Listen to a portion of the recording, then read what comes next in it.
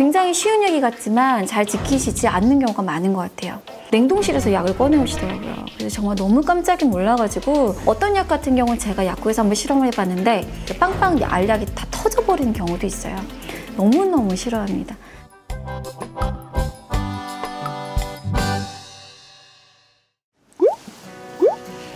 여러분 안녕하세요. 그동안 잘 지내셨어요? 저는요 요즘 날씨가 너무너무 좋잖아요. 근데 맨날 이제 약국이랑 집만 정말 왔다 갔다 하고 약국에서도 정말 하루 종일 밥 먹는 시간 빼고는 마스크를 쓰고 있으니까 그게 너무 답답하더라고요. 이 좋은 날씨에. 진짜 야외 나들이도 하고 싶고 꽃구경도 하고 싶고 또 소풍도 가고 싶고 그런 요즘인데 우리 아직은 사회적 거리두기 실천을 해야 되다 보니까 다들 답답하고 또 종일 집에 많이 계시고 하실 것 같아요. 그래도 지금 온 국민이 다 같이 노력하고 있는 시점에서 코로나 이겨내고 하루빨리 모두가 편안한 일상으로 돌아가 계시면 좋겠어요. 제가 지난번에 단골 약국, 단골 약사 좀 만들어 보시라고 추천을 드렸었는데 어떻게 근처 약국에 문을 두드리셨을까요? 좀 친해지셨는지 궁금해요. 그래서 만약에 아직까지 못 친해지셨다면 앞으로 또 기회가 많으니까 좀 친해지시면 좋겠습니다. 네, 여러분의 단골 약사가 오늘 가지고 온 주제는요, 바로 가정상비약입니다. 가정상비약 되게 하나씩은 정말 있으시죠? 많은 분들이 뭐 언제 어떻게 아플지 모르니까 응급 상황을 대비해서 가정상비약을 가지고 계실 거라고 생각이 들어요.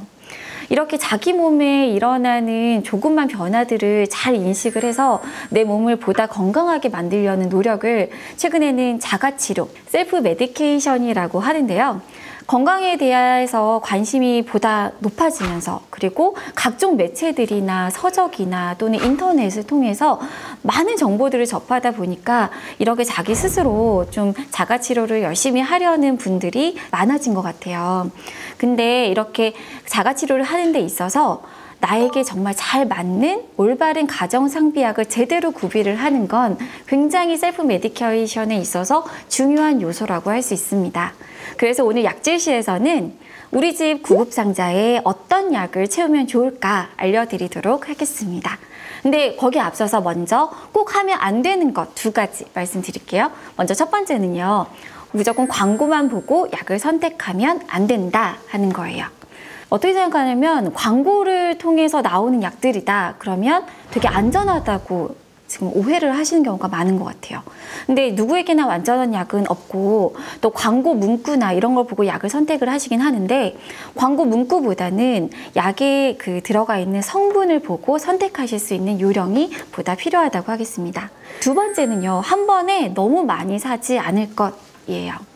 약국에 있다 보면요. 어르신들 특히 소화제 사러 오셔서 10곽, 20곽 또 뭐 판피린, 판콜 막 1박스, 2박스 이렇게 사가지고 가세요. 근데 그렇게 하시면 안 된다라는 거죠. 잘 듣는 약이라고 해도 너무 오랫동안 그 약으로 그냥 나 혼자 치료를 하게 되면 내 몸에 있는 어떤 기저질환을 은폐하는 결과가 돼요. 그러면 더 큰 병을 키우는 결과가 되는 거죠. 질환에 따라서 자가치료를 할 수 있는 적정 기간이 있어요. 예를 들면 설사인 경우는 이틀, 그리고 뭐 속쓰림이나 소화불량은 2주예요. 그러니까 그 기간을 넘어서 내가 내 상비약으로 알아서 치료를 하겠다. 그거는 좀 위험한 생각일 수 있다는 겁니다. 그래서 2가지 꼭 생각을 해주시면 좋겠어요.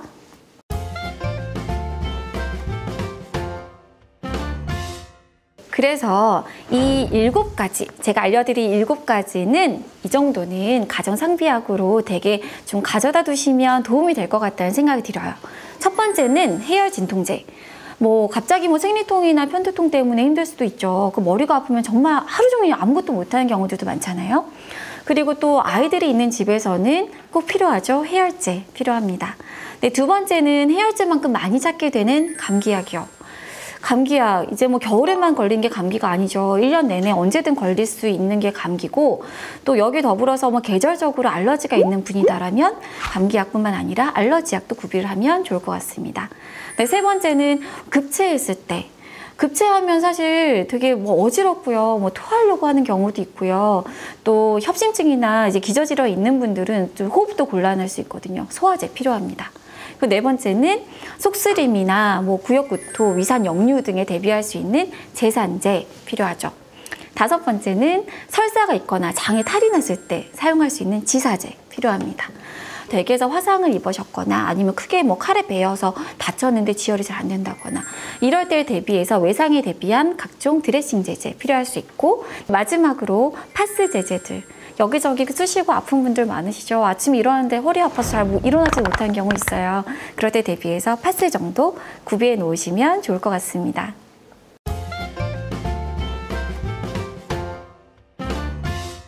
그러면 이렇게 고민해서 구비해 놓은 가정상비약 어떻게 사용을 해야 될지 궁금하실 텐데요. 가정상비약을 올바로 사용하는 데 있어서의 3가지 포인트 알려드리도록 하겠습니다. 첫 번째, 사용 설명서. 사용 설명서를 그렇게 잘 버리세요. 그래서 꽉이 많고 하니까 약을 사시면 사실 꽉을 버리고 알맹이만 가지고 나중에는 이 약이 무슨 약인지도 모르는 경우가 많거든요. 그래서 어떤 똑같은 성분이라도 또 내가 먹고자 하는 이유나 증상에 따라서 용법 용량이 달라질 수 있습니다. 그리고 약을 뭐 가정상비약이라고 해서 또 일반 의약품이라 해서 다 안전한 건 아니기 때문에 약을 먹고 나서 뭔가 나에게 불편한 증상이 생겼다. 그럼 설명서 봐야죠. 어떤 증상이 부작용이 있을 수 있는지 한 번 더 체크하셔야 되니까 설명서는 꼭 버리지 말고 갖고 있고 한번 읽어보자. 그리고 두 번째는요, 정말 중요한 얘기예요. 정해진 용법 용량을 지켜야 된다. 굉장히 쉬운 얘기 같지만 잘 지키시지 않는 경우가 많은 것 같아요. 그 약물이 가진 여러 가지 효과 중에서 독수리 효과라는 게 있어요. 독수리가 사냥감을 찾으려고 날개짓을 할 때 잘 보면 일정한 높이로 날아야 된대요. 너무 높이 날면 자기 시야에 먹잇감이 안 보이는 거고, 너무 낮게 날면 저기 도망가는 거예요. 물고기들이 도망간대요. 너무 낮게 날거나 높이 날면 사냥은 아예 할 수 없어요. 약도 마찬가지. 약이 몸에 들어가서 몸의 혈중 농도가 이렇게 해서 일정 농도를 유지해야만 약이 나에게 적절한 효과를 내고 부작용은 줄일 수 있어요. 근데 너무 많이 먹었다, 또는 깜빡하고 잘 안 챙겨 먹었다, 그러면 내가 기대하는 효과를 얻을 수가 없고 예기치 않은 부작용만 커질 수 있습니다. 그래서 용법 용량은 약을 드시는 데 있어서 가장 중요하게 챙겨서 드셔야 돼요. 자, 세 번째, 이것도 정말 중요한데요.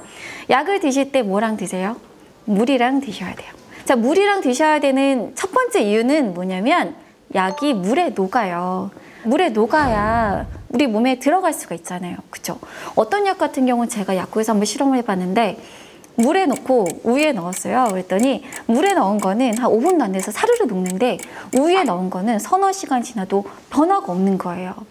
약을 만들 때 이제 약을 만든 사람들이 물에 잘 녹는 약인지를 보고 만들게 되어 있거든요. 그래서 함부로 뭐 주스, 뭐 콜라, 커피, 우유 이런 음료들이랑 약을 드시는 습관이 있으시다, 그러면 당장 버리시고 약은 물이랑 드셔야만 됩니다.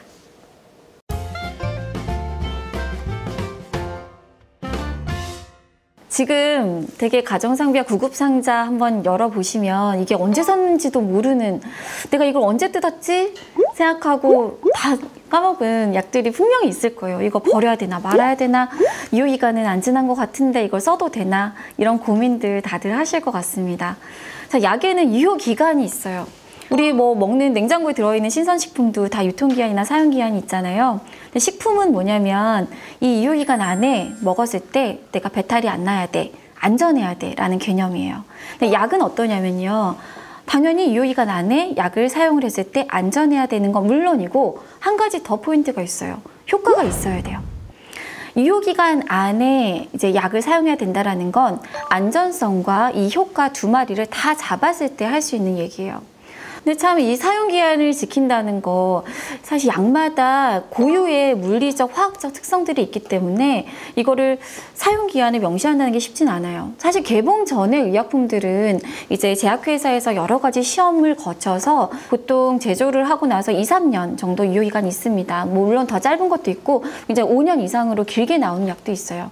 우리가 생각할 건 항상 개봉 후 문제인 거죠. 개봉 후에는 이걸 얼마나 보관할 수 있을까, 개봉 전에 사용기한을 그대로 믿어도 되나 하는 문제가 항상 논란이 됩니다. 그래서 약마다 성질이 있어서 이거를 다 일괄적으로 규정을 지을 수는 없겠지만 그래도 우리가 대략적으로 생각해 둬야 되는 기준들이 있어요. 그게 뭐냐면 만약에 이제 그 통약이 있어요. 통약이 있으면 이거를 개봉을 하고 나서는 1년. 근데 만약 이걸 개봉해서 다른 데 덜었어요. 그러면 6개월. 그래요. 그리고 또 우리 뭐 상처 연고나 이런 거 많이 갖고 계실 텐데 피부 연고 이런 거 연고를 개봉을 하잖아요. 그럼 개봉을 하고 나서는 6개월. 그리고 만약에 안약이다. 안약이나 또는 안연고 또는 코에 뿌리는 뭐 전비제나 귀에 넣는 점이액 이런 거 같은 경우는 개봉하고 한 달입니다. 그리고 우리가 조제해서 여러 가지 약들을 혼합해서 포장해 온 약이나 또 뭐 가루약 같은 게 있을 수가 있는데 그거는 이제 조제 후 처방 전에 사용 기한까지 우리가 사용할 수 있다고 봐야 돼요. 만약에 내가 한 달분 먹을 거를 꾸준히 먹을 거를 처방을 받아서 조제해 온 약이 있다. 그럼 한 달 안에 꾸준히 잘 먹고 한 달이 지나면 이제 안 먹는 게 맞는 거죠. 6개월이면 6개월.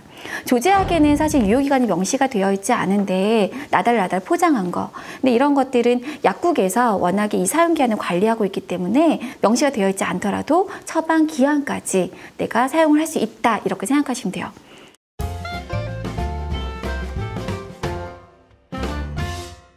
약을 도대체 어디에 보관하고 계실까? 제가 언제 한번 환자분 상담을 드리나 어르신 이제 그 댁에 한번 방문한 적이 있는데 냉동실에서 약을 꺼내 오시더라고요. 그래서 정말 너무 깜짝 놀라가지고 제가 냉동실에 있는 거 다 꺼내가지고 약을 정말 한바탕 다 분리를 해드리고 온 적이 있어요. 동네 사는 어르신이었는데 정말 이게 댁에서 냉장고 열었는데 약이 있다 이런 경우 되게 많으실 것 같아요. 물론 냉장 보관을 해야 되는 약도 있지만 약을 보관하는 데 있어서 약이 제일 싫어하는 거 3가지가 있어요. 첫 번째는 습기예요. 무엇보다 습기를 너무너무 싫어합니다. 습기를 먹으면 약이 정말 한 일주일 장마철에 포장해 놓은 약인데 빵빵 알약이 다 터져버리는 경우도 있어요. 그러니까 약은 건조한 곳에 보관을 해야 됩니다. 습도 기준으로 하면 60도 이하, 60% 이하로 보관하는 게 좋아요. 두 번째는 직사광선이에요.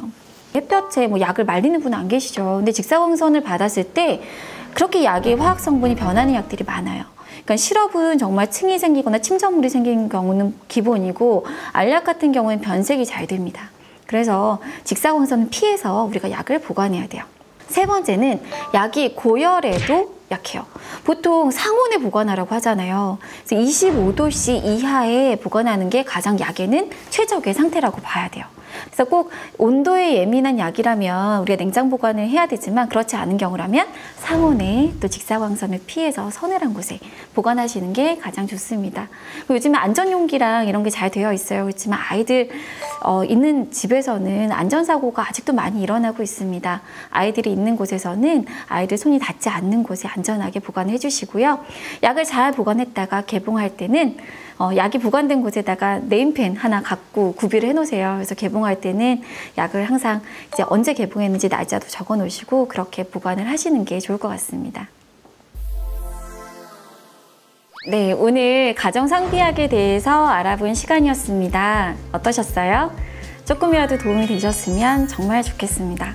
급할 때 찾게 되는 상비약이에요. 급할 때 너무 급하다고 구비조차 급하게 할 필요는 없잖아요. 보다 신중하게 나에게 맞는 상비약을 잘 챙겨 두셔서 우리 정말 아플 때 내 몸을 지킬 수 있도록 상비약을 잘 보관도 하고 사용도 잘 하시는 여러분이 되시면 좋겠어요. 오늘 영상이 마음에 드셨다면 좋아요, 구독 꼭꼭 눌러주세요. 우리 다음 시간에 또 만나겠습니다. 그때까지 안녕히 계세요.